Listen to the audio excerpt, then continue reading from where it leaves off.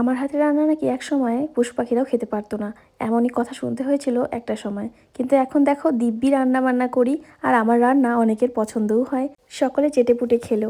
আর আগের দিন রান্না করেছিলাম বাটার পনির, সেটা ভালো লাগাতে পরের দিনও রান্না করতে বলেছিল, তো পরের দিন আবার করেছি।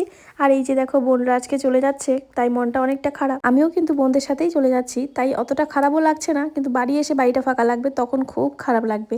যাই হোক, আমরা কিন্তু বেরিয়ে পড়লাম। আর আমাকে আমার বাপের বাড়িতে যেতে হবে, কারণ ওখানেই আসছে এসআইআর ফর্ম, ওটা ফিল আপ করতে হবে জমা দেওয়ার জন্য। বাপের বাড়ি থেকেই আমরা চলে গেলাম বোনদের সাথে। ওরা বলছিল ফুল গাছগুলো যে নিয়ে এসেছে তাদের তো টপ লাগবে, তো সেটাই কিনতে গেছিলাম মার্কেটে। আর গিয়েই দেখছি মার্কেটটা বেশিরভাগই বন্ধ, কারণ আজকে যে সানডে ছিল আর সেল চলছিল।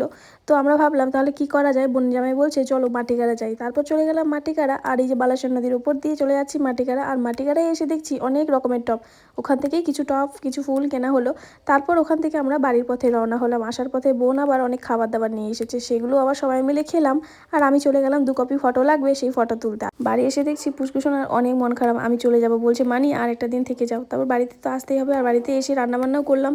রাতে শুধু সেদ্ধ ভাত করেছিলাম, তার সাথে ফুলকপি আর পেঁয়াজকলি ভাজা, ব্যাস এইটুকুই।